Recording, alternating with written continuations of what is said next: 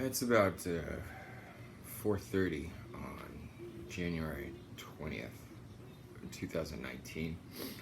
Been up since about 1:30 a.m. They made me sleep most of the night, early evening, and woke me up about 1:30 after about 4 hours of sleep, and I couldn't go back to sleep. So they're attempting to isolate me and keep me up all night in hopes of instilling fear. So I've been up about 3 hours doing things sort of around the house, sort of stay busy. Haven't really enjoyed myself, haven't done anything that I would have enjoyed because I was pretty uncomfortable. It has been approximately 2.5 years since they told me that it was about time to go into a hospital. They wanted a periodic stay in a mental hospital to discredit me. I complained of physical pain rather than the irritation with the voices that constantly hear. And they never actually sent me to the hospital because they knew they knew that I was going to complain of physical pain, and they weren't going to put me on some sort of 72-hour hold. So one of the other things they told me that is back in August of 2016 that if I pleasured myself, they were going to send me to the hospital as well. Well, it's been about 2.5 years, and I have not done that. And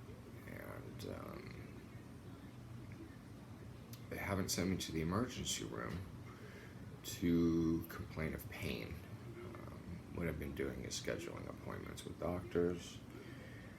I have a slew of doctors that are addressing the discrepancies with medical reality as far as the pains that I'm experiencing and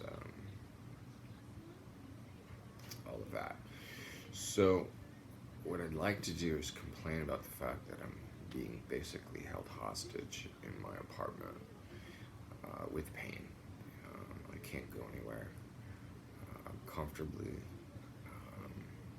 I need to be close to an area where I can lie down and take ibuprofen and tramadol and gabapentin, nerve pain medication, opiates for pain, and anti-inflammatories with ibuprofen. And I have to be near an area where I can lie down and I can go to sleep because oftentimes the pain is just horrendous. That the only thing I can do to make myself feel better is try and go to sleep. So I haven't been able to work. It's difficult for me to leave the house. I'm in the process of trying to set something up in my apartment, but it's difficult day to day with the amount of harassment that I have. It's been about 2.5 years. August of 2016 is now January of 2019, and I'm stuck. I mean, I'm absolutely stuck. I don't mind sitting here as long as I'm comfortable, but they're making me uncomfortable all of the time. So I'm constantly threatening to go to the emergency room to complain of physical pain and get some sort of documentation for the horrendous pains that I have to go through. So I don't know what else to do other than just sort of sit here and wait for help, document some of the things that are happening to me. But this is ridiculous. I mean, the because they couldn't get me checked into a mental hospital, they've completely debilitated me and taken me out. Um, it's just too difficult to go anywhere. I mean, I go somewhere and I get a splitting headache, or my neck tightens up and it's excruciating, or I'm nauseous because of a stomach ache, or I have hemorrhoids that are bleeding through my pants, and it just makes it too difficult to go anywhere, so I'm stuck here. Luckily, I have my father staying with me, so I'm not alone, but they keep me up all night because they know he sleeps during that time. And they only let me sleep about 4 hours a day because they're hoping that they can instigate some sort of disagreement and chaos as far as my relationship with my father is concerned. And luckily, we've communicated so well that he knows what's going on with me. So all I have to do really is put up a hand and say, hey, I'm getting tortured, and he understands what's going on. And he backs off and comes back later when it's more convenient, when I feel better. My poor parents don't know how to help me. I feel bad for them because they would gladly take the torture and pain that I go through for me, and there's nothing they can do. So I sit, waiting, hoping for help at some point, waiting for the harassment to go away, waiting to stop having to listen to them, stop being aware that every thought is being monitored and viewed in hopes that they can find a way to exploit patterns in the future. And they've been switching teams every year. Remember last year they brought a new team in, and it was extremely frustrating because they were inexperienced, and when they're experienced, it usually means they slow me down until they can catch up. So they spent the entire year last year slowing me down in hopes of catching up. In October of 2018, they finally just put me down for good. I couldn't move.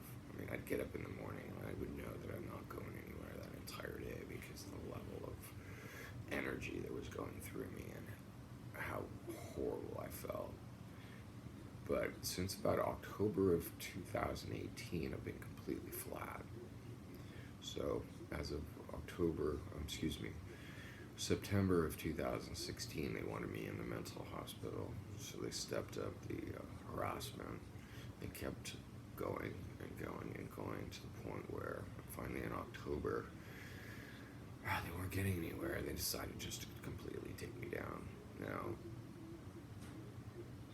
I, of course, only complained of the physical harassment, threatened to go to the emergency room when it got too bad, and bitched in my father's ear about all the stupid crap that was happening. But I haven't been able to get up and get out of the house. Every time I leave, it's a miserable experience. So I don't know when this is going to let up. I don't know when I'm going to be able to work again. I don't know when I'm going to be able to be productive again. So my objective is to try and be as comfortable as possible. So I've got the yoga pants on and the t-shirt and the warm jacket. The only thing I can do is try and be as comfortable as possible until the authority figures in this country get their act together and do something about this. So I can continue to make lots of videos about the horrible things that happen.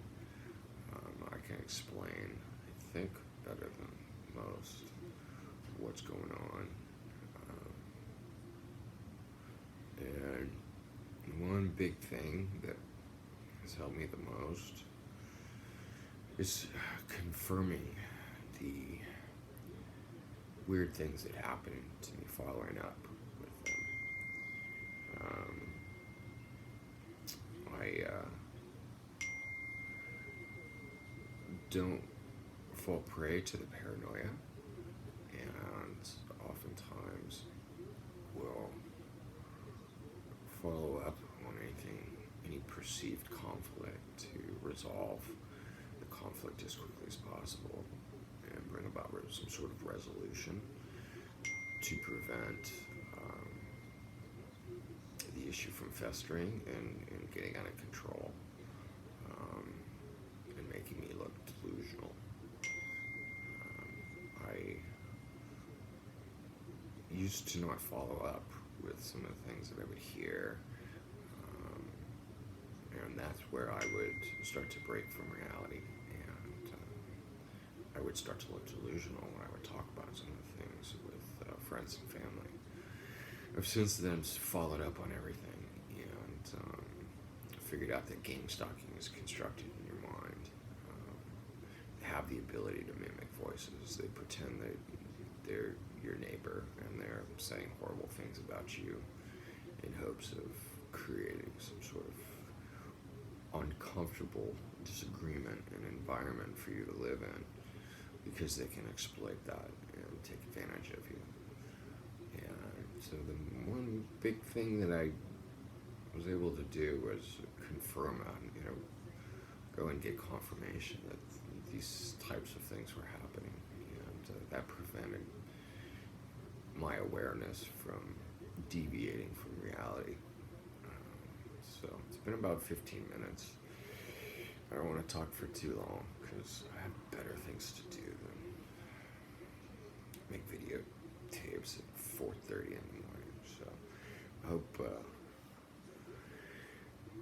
you have a good year, and to all the people that are dealing with this, I hope you find a way to find some comfort and happiness. So thanks for listening.